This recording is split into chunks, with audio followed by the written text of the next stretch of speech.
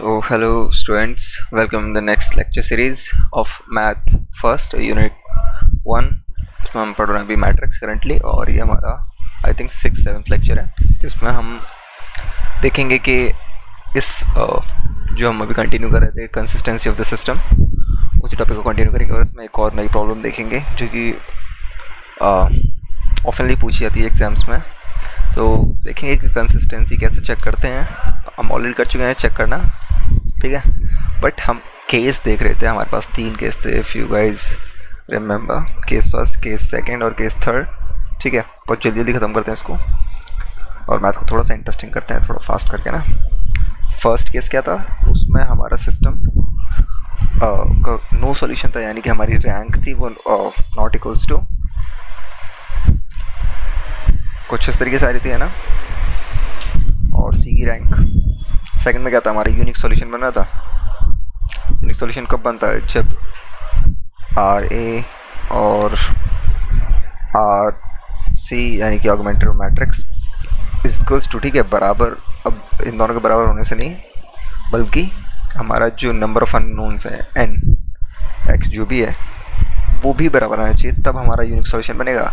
और अगर सिर्फ और सिर्फ ये कंडीशन सेटिस्फाई हो रही है, वो थर्ड में भी होती है कि ये दोनों बराबर आ जाता है, लेकिन उसमें एक और चीज़ एक्सटेंड हो जाती है कि जो रैंक है ए और सी की ऑगमेंटेड और ए की, वो तो बराबर हो जाती है, लेकिन वो छोटी आती है नंबर ऑफ अननोन से, गाइस इफ़ यू नो, जो हमने देखा था। तो चलिए हम जल्दी से इसको पहले सॉल्व कर लेते हैं, पहले रैंक निकाल लेते हैं, फिर फर्दर जो भी होगा यानी कि इनफाइनाइट सॉल्यूशंस आएंगे थर्ड केस में। तो जब अभी हम थर्ड केस ही करने वाले हैं इस लेक्चर में, तो जल्दी से देख लेते हैं। एक प्रॉब्लम हमारे पास, प्रॉब्लम ये है, हमें इक्वेशन फॉर्म में दी रखी है, सिंपल है, 5x 3y है ना, ये 3 है, 1 2 3। इसको हम मैट्रिक्स फॉर्म में लिख देंगे अपना, वही ax इक्वल्स टू बी, 0 नहीं है, बी है की फॉर्म में, ठीक है, बहुत सिंपल है। ए मैट्रिक्स यहाँ पे उतार दी कोफिशिएंट्स के रिलेवेंट करके हमने यहाँ पे सीधे सीधे मैट्रिक्स उतार दी। बाद में जो हमारे कैपिटल एक्स है यानी कि x y z number of unknowns element जो कि अननोन है, ठीक है, और हमारी मैट्रिक्स भी 4 9 5 जो कि अदर साइड ऑफ उसमें थी इक्वेशन में, ठीक है। अब क्या करना है, हमको सीधे सीधे ऑगमेंटेड मैट्रिक्स बना लेंगे, सिंपल है ना, ऐसे करके लिखते हैं, ये भी ध्यान होगा, बहुत सिंपल है। इसके बाद हम क्या करेंगे, सीधा रैंक निकालेंगे, ठीक है। रैंक निकालने के लिए मैं क्या करता हूँ, मैं पहले इस एलिमेंट को 1 बनाऊँगा, फिर बाकी के एलिमेंट्स को 0 बनाऊँगा, इसी के नीचे वाले 2 एलिमेंट्स को 0 बनाऊँगा, ठीक है, फिर उसके बाद इसको 0 बनाऊँगा। यहाँ तक मेरा जो जितना भी रिजॉल्व होता है, मैं उसके बेस पे बता सकता हूँ कि रैंक क्या है, मेरे को आगे सॉल्व नहीं करना पड़ेगा, ठीक है। सिंपल प्रोसीजर है कि हम ऐसे चलें, ठीक है, एल शेप में 1 0 0 0, पहले ही 1 करना है, बाद बाकी सब 0 करना है, ठीक है, बहुत सिंपल है। यहाँ पे हमको कोई इन्वर्स नहीं निकालना, जो हमको ज़्यादा सॉल्यूशन निकालने पड़े कि इसको भी 1 बनाओ, उसको डायगोनल करो, ठीक है, बहुत सिंपल है। 1 बनाने के लिए चलिए देखते हैं क्या करते हैं। 1 बनाने के लिए मेरे पास यहाँ पे 5 है, मैं सीधे सीधे डिवाइड कर दूँगा 5 से, ठीक है, किसको, R1 को 5 से डिवाइड कर दिया, 1 हो गया मेरा, और बाद बाकी एलिमेंट अकॉर्डिंगली डिवाइड 5 हो गए, तो अब 1 5 आ गया, बहुत सिंपल है। अब क्या करूँगा, मेरे को इन एलिमेंट्स को बनाना है 0, सिंपल है बहुत। मेरे पास यहाँ बना है, सीधे सीधे इंटू करके माइनस कर सकता हूँ ना, ठीक है, कर देते हैं। R2 में चेंज करेंगे, R2 माइनस 3R1, ये 0 हो गया। अब भी तुरंत के तुरंत हम R3 में भी कर देते हैं, तो R3 में चेंज, R3 माइनस यहाँ 7 है, 7 से मल्टीप्लाई करके 1 में सीधा माइनस कर देते हैं, आगे 0, ठीक है, बहुत सिंपल है, हो गया 0। अब मैं क्या करूँगा, अब मुझे इस एलिमेंट को भी 0 बनाना है ना, तभी तो रैंक पता कर पाएंगे। कैलकुलेशन खुद से कीजिए, सिंपल है, तभी कॉन्फिडेंस आएगा, वरना तो नहीं। इसको 0 करने के लिए मैं क्या कर सकता हूँ, मेरे को इस पर रिलाई होना पड़ेगा, सिंपल है, ठीक है। यहाँ क्या देखा है, 1 to 1 कोई रिलेशन देखा, बहुत सिंपल है, क्या 11 से डिवाइड कर दूंगा इसको, 11/5 आ गया ना। यहाँ क्या देखा है, -11/5, -11/5, यानी कि क्या करना है, मेरे को उसमें प्लस करना है सीधा सीधा, क्योंकि यहाँ ऑलरेडी माइनस है, प्लस कर दूंगा तो ये माइनस होके 0 हो ही जाएगा। और 11 से डिवाइड कर देते हैं पहले, तो R3 में चेंज है, प्लस करेंगे R2 में क्या करके डिवाइड 11 करके, ठीक है। तो मेरा सीधा सीधा यहाँ पे भी 0 आ गया। देखिए एल शेप में गए थे, तुरंत हो गया बहुत आसानी से। इनमें भी चेंज आएगा, इनमें भी साथ के साथ अब चेंज करते रहिए इन एलिमेंट्स में, ठीक है, जिन पे अप्लाई कर रहे हैं। और एक और चीज़, जब मैंने R3 में चेंज किया इसको 0 बनाने के लिए, तो मेरे साथ के साथ ये और एलिमेंट्स भी 0 हो गए बाद बाकी के, तो ठीक है।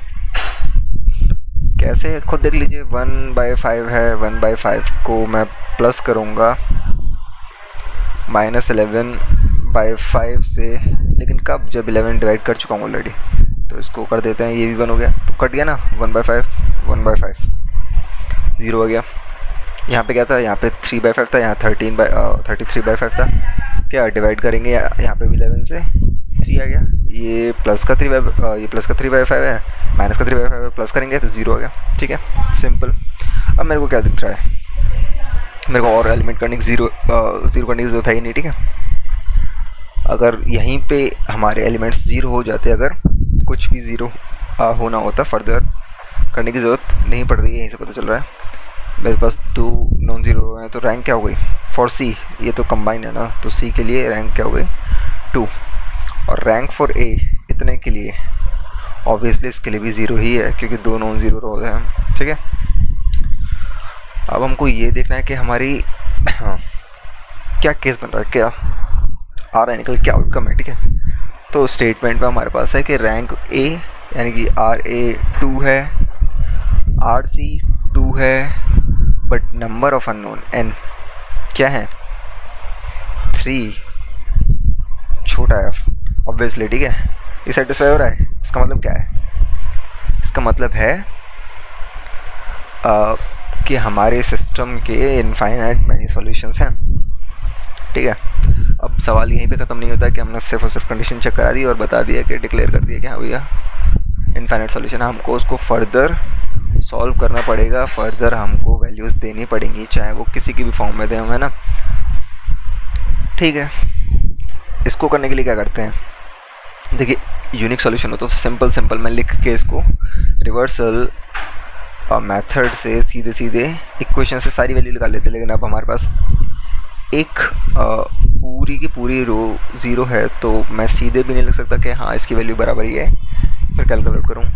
इसलिए मैं क्या करूँगा, मैं रिवर्स इक्वेशन लिखूँगा पहले तो, है ना, कोफिशिएंट की हेल्प से जो भी हमारे पास इस मैट्रिक्स में बचा है इक्वेशन बना लेंगे।